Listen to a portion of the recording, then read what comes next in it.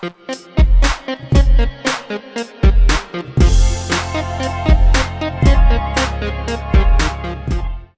up, y'all? Today should be fun. So Fiddly, what's your definition of fiddly? I mean, there's a bunch. I mean, Charlie, he's fiddly. It was inevitable to make the joke. All right, there you go. I made the joke. All right. So on a serious note, what fiddly in board games? How would you define it? I'm going to paraphrase and kind of take the sentiment of what Octavian over on BGG said about 10 years ago when this discussion came up for the umpteenth time as well, as far as a definition of fiddly, because I feel like we need to set some ground rules for this top 10 because, well, everybody has their own interpretation. So I think he summed it up here. I just cleaned it up a little bit. So here we go. Each game has a tolerance threshold. That threshold is the number of rules exceptions, amount of manipulating pieces or cards, and or near constant calculating or recalculating of something, usually resources, victory points, etc. That the amount that's tolerable. War games tend to have a higher threshold than Euros. And the game weight and the level of the threshold are often correlated as well. Once you pass that threshold, the game is too fiddly. Or another way to put it, games you like, not fiddly. Games you don't like, fiddly as hell. All right. So I think that's a pretty apt and pretty fair description, all things being considered. But another caveat here.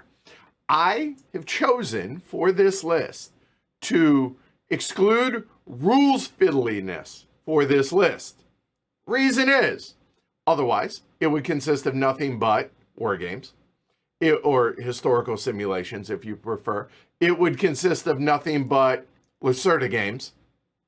Hi, Vito. It would consist of nothing but solo games. Hi, Mr. Prez. Or just straight up Mage Knight.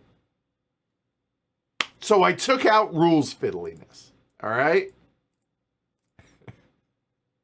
It took me way longer to set up than you'd think.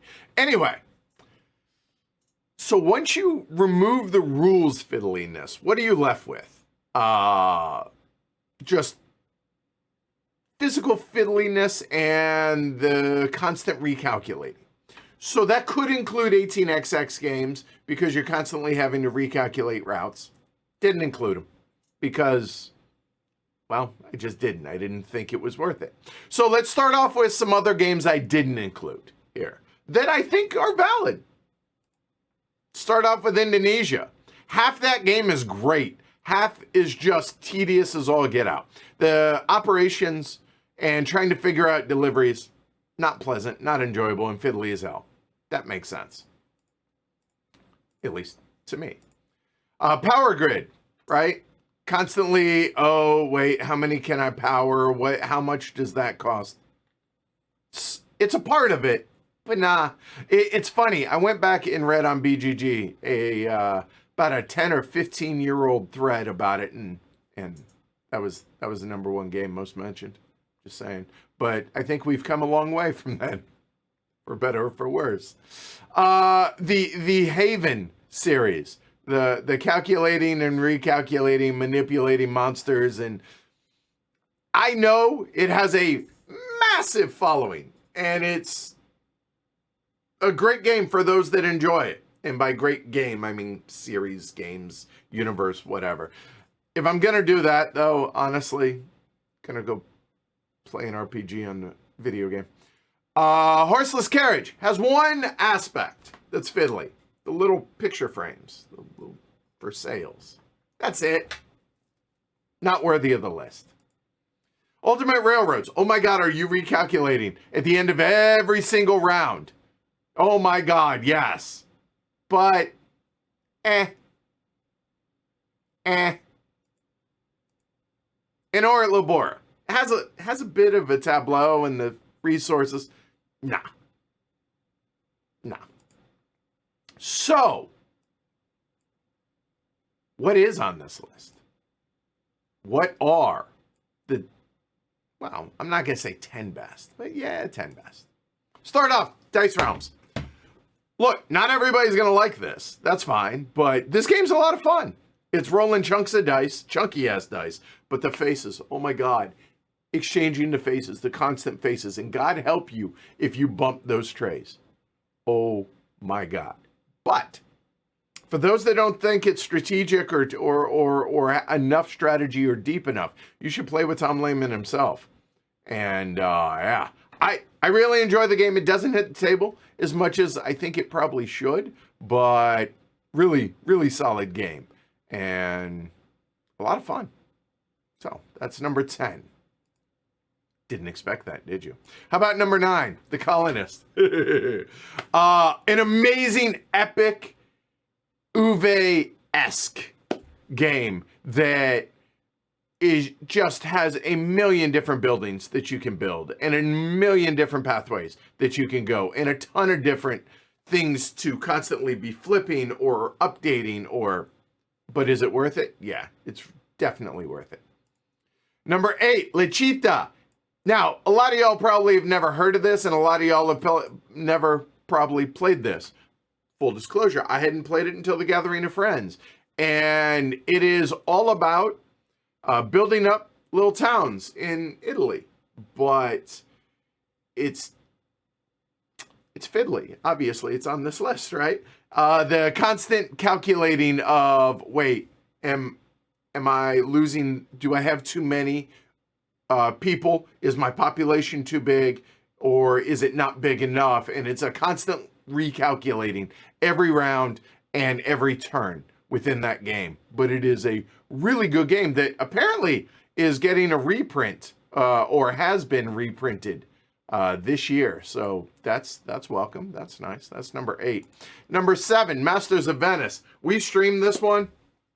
And well, I think we've streamed just about every game on this list except for Lechita. But Masters of Venice, the fiddliness of constantly updating the little pegs in the pegboards. And there's a lot of pegboards, and it's a lot of updating, and it's a pain in the butt, but the game is worth it. It's let's be honest, it's ugly as sin. If there's a game that could use a graphic redoing as well as maybe figuring out a way to not have to do the little pegboards, that'd be great. But even with, is still worthy of hunting down and getting a copy. So Masters of Venice, number 7. Number 6, Millennium Blades. We're not even going to talk about when you first get your copy of a new copy of Millennium Blades and then having to put together stacks of money. Literally, it is stacks of paper money that you then have to band up with stickers to make packs of money. It's an awesome idea once you've done it, but good God, is that a pain in the butt.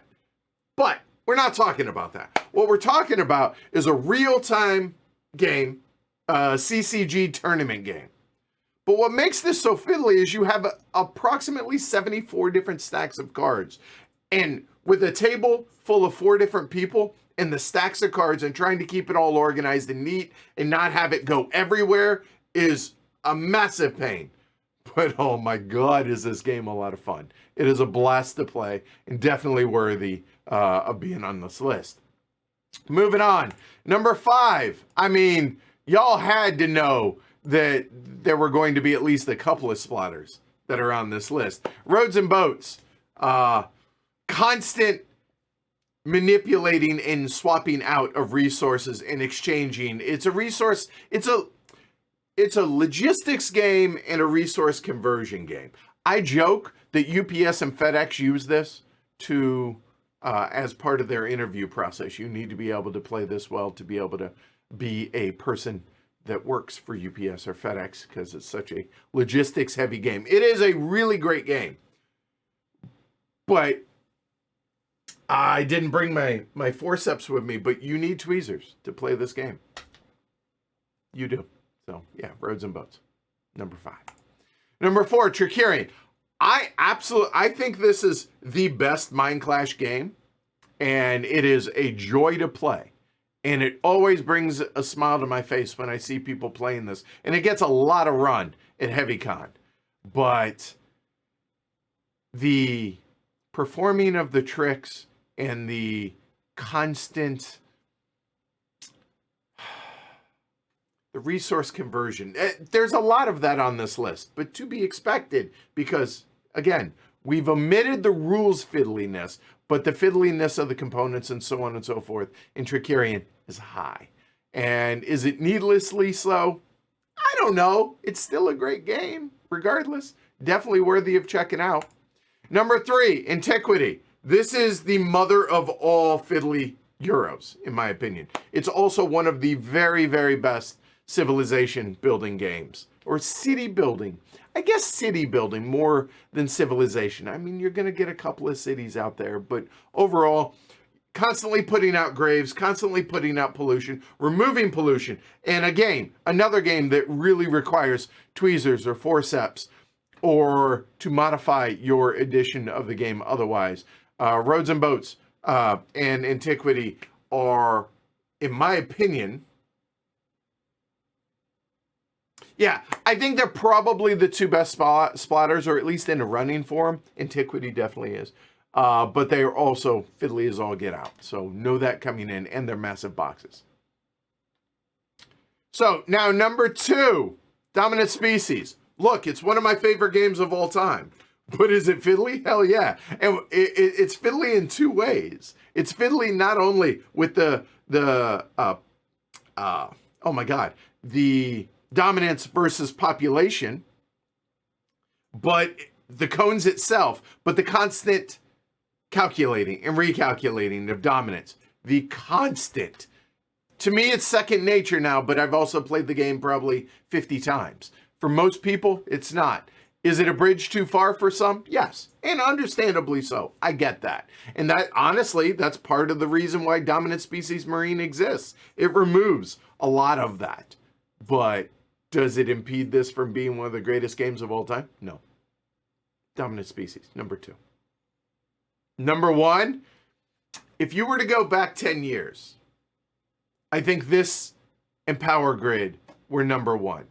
If you go today, I think this is still probably in the conversation for number 1 for those that have played it. And is it the best civilization game of all time? Yup. Through the Ages. Oh my God. The amount of bookkeeping that is in this game is...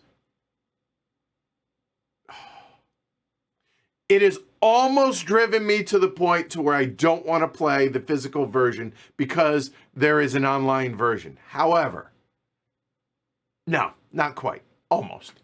Almost. It's right at that cusp as being the most fiddly game that is absolutely worth it if you want the best civilization experience in board games through the ages. And to be clear, notice it's a new story of civilization, not the original. The original is great. This one balances out to where military isn't as important and makes it a better game. But oh my God, is it fiddly? Yes, very much so. Is it worth it? Absolutely. Go check it out. A lot of y'all have never played Through the Ages. Please fix that. Please remedy that. This list has inspired me to get Through the Ages back out onto the table, and we're going to stream that again in the coming weeks because I want to show it off because I know a lot of y'all have not played it. So there you go. That is my top 10 fiddly but worth it games of all time. What do y'all think? What you got? Let's see.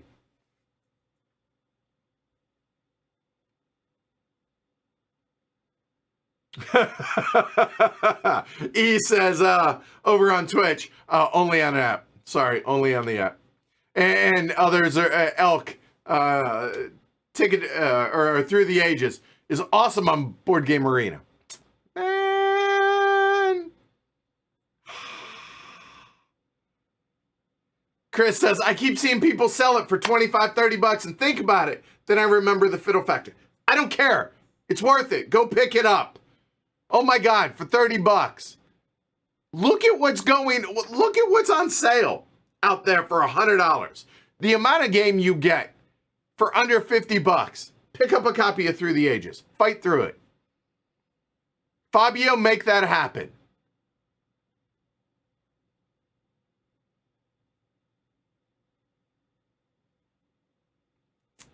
Zipco says, if we're talking components of physical setup, Mr. President still qualifies. I get that. But I didn't think I'd include setup. Yes, Mr. President absolutely would. But the actual playing, it's such a low chit density game. I didn't think Mr. President qualified. Setup, yes. And I think that is another top 10 for another day. Top 10 biggest bears for setup. That absolutely is going to be a top 10 in the future. Civolution absolutely is going to be one of those once it comes out. So I need to wait until after Essen to do that top 10, but that absolutely is going to happen. Raj says, you've convinced me. I'm telling you, I promise you. If you were disappointed in the quality of the game that Through the Ages brings, I'll be honest. If you're disappointed in the quality of the game that anything on this list brings, you're wrong. It's okay, but hit me up. Tell me.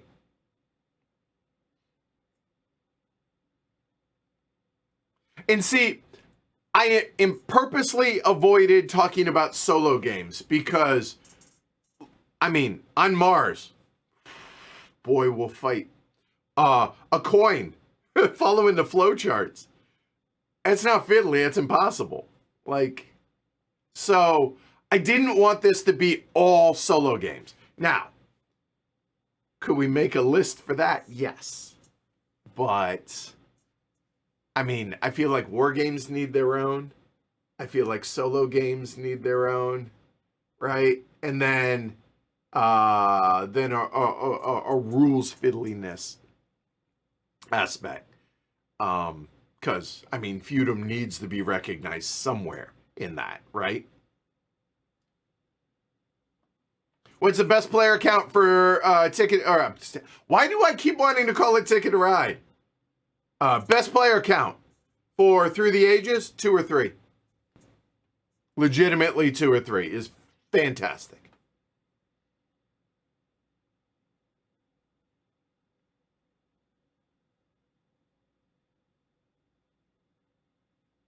If people think, so I thought about this was an incredibly hard list for me to put together for the last couple of games. Now, the last couple of games doesn't necessarily mean they were number 10, number 9, but to try and come up with the games within the realm of that limiting factor was incredibly difficult. I was up until 2 o'clock this morning trying to do this. I spent 6 hours coming up with this list. There were some obvious ones. The obvious ones, Through the Ages, Roads and Boats, Antiquity, Tricerian, Millennium Blades.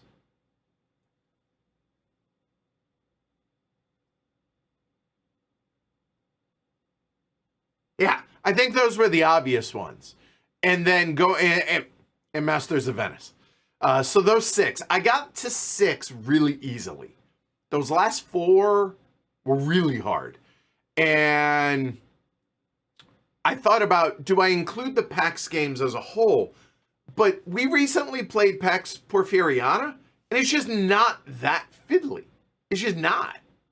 The rules, maybe, that's where the fiddliness comes in. So I was like, no, I can't include that. So whether you're talking Premier, whether you're talking Renaissance or whatnot, I feel like the PAX games as a whole, PAX Penning isn't a PAX game. We're not even going to include that in this discussion. Those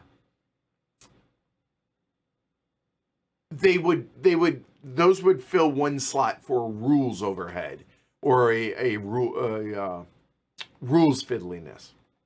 So, but there you go. So no 1817. I could have included 18XX games, and to be fair, I only included games I've played, and I haven't played 17 yet. So, there's that. All right, that's it. That's a wrap. Hopefully y'all enjoyed it. Leave your lists. I want to know, again, following the same rules I did, leave your list down below. I want to read them. I think it's really entertaining, and it sparks some good discussion. If you're a patron, do that. Hit us up over on Slack. I want to hear y'all's list. I want to see them. So like and subscribe. It really, really does help the channel. Plus, it just makes me feel good. So if you want to make me feel good on a Tuesday, hit the like and subscribe button. Those two things. You want to go the extra mile? Go to patreon.com/HCHQ. Support the show there. I'm out. We got this. Kyle's coming over. We're going through this tonight. You'll see it tomorrow. I'll see you all then. Take care, everybody.